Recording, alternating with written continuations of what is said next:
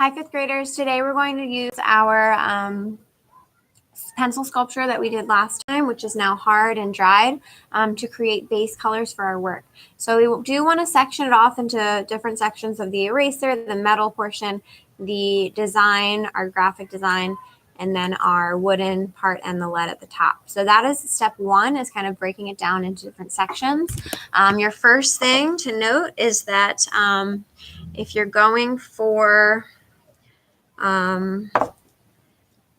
different sections, you do want to still think of colors that represent yourself. So I'm going with more cool colors. As you see, I'm wearing greens and blues now.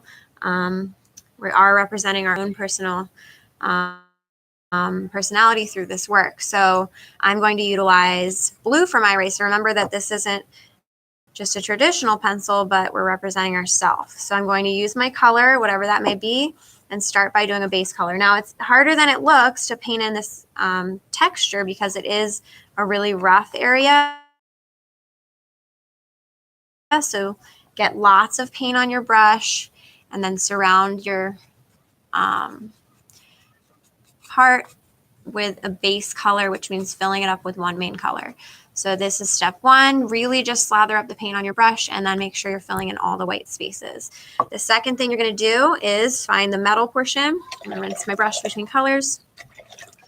Now I'm going to try to pretend that mine's more of a golden metal. So I'm going to get this yellow here, which is a little messy, but that's okay. It's already kind of gold because it mixed with the red, but that's all right. And I'm going to section this off into another area. I'll worry about the details in a little bit. But the key is just making sure that your brush is slathered with paint and then really press hard and go over it a lot of times, making sure all areas are filled. And now I'm going to go to the top portion.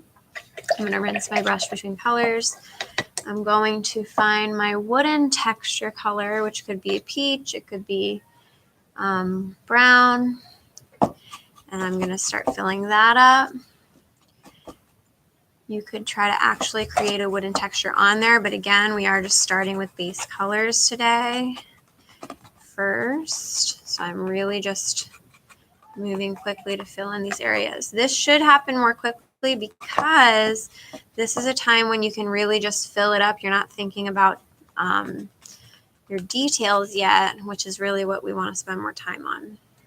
I'm going to rinse my brush between colors. And then I'm going to have the black part for the tip of the brush. So I'm going to fill that in here.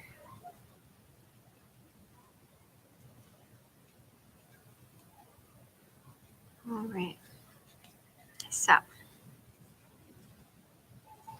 I have that, and that. And now I'm going to pick a color for this area. So other than remaining consistent in your brush stroke to make sure that you're filling in all the white spaces, you also in your work want to represent yourself with color. So I'm going to show you and remind you how to create a gradient if you'd like. So I'm going to take my yellow here and fill it up half of my work.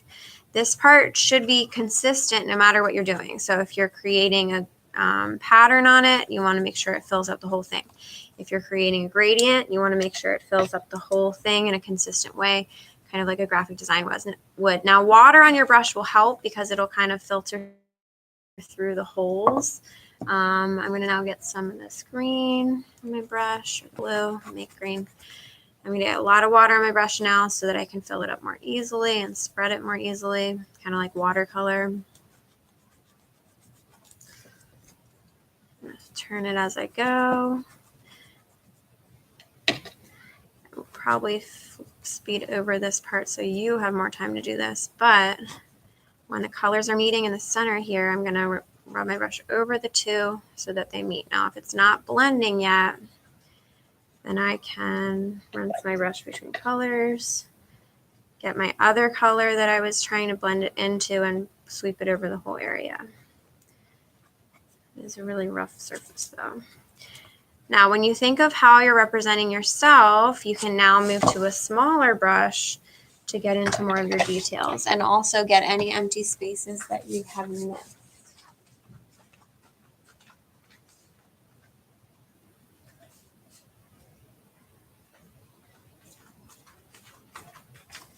So that was just the beginning to my base colors, and now I can say, you know what? I missed some white spots over here. It's easier to get into with this small brush. I'm going to think about how I can make this area get more of a texture too. I'm going to say, you know what? I really started this edge well, but I didn't really complete it. You know what? This is just going to be a part of my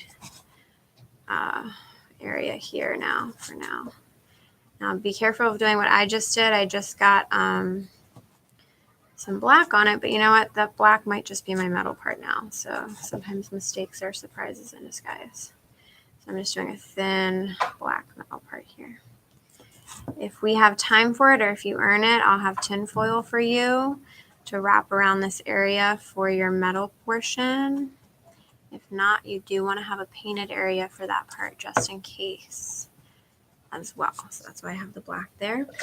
And now I'm going to think about, other than my color scheme, how can I represent myself? Remember, if this is your brand or your type of art form, your design to represent yourself as an artist, what can we say about ourselves? So I am going to, one of my favorite things in the world is stripes and art and clothing and design. So if I was going to have a pencil brand for myself, I know that there would be some types of line designs on it. So I'm going to get a thin brush. I'm going to get white because I know it contrasts with the rest of my work. And I'm going to start this second layer of detail.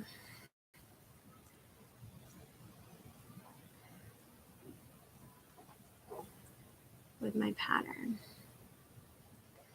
I also have thinner brushes. Maybe I should have used a thinner brush here. Who knows? We'll see. But I know that I want line design to be a part of it. Whatever you're adding to represent yourself as an artist, yourself as a person, you want it to be consistent the whole way around in design. So I tried to space those out evenly. If I do add a second portion to it, let's say I get some blue here, and now I'm going down here to add another layer of stripes. I'm going to do the same thing. I'm going to try to make it consistent the whole way around. So we started with base color.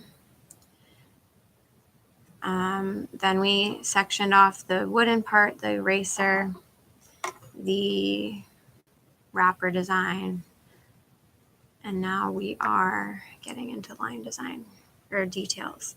So this is the beginning to mine. Oh, also remember your it's not always wooden colored at the top. It's not always a black or graphite pencil.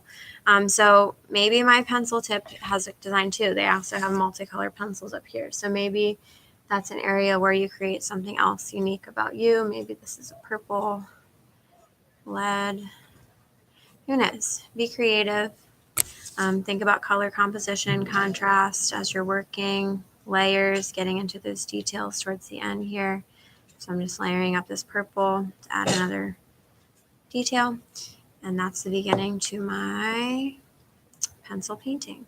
I'll see you next time. Think about your base colors first. Think about how you can incorporate a gradient somewhere in your base and colors to represent yourself. And use water on your brush so that you can get in all the white spaces. Start with medium fluffy and then move into small for detail. And have a wonderful art class, and I will see you next time.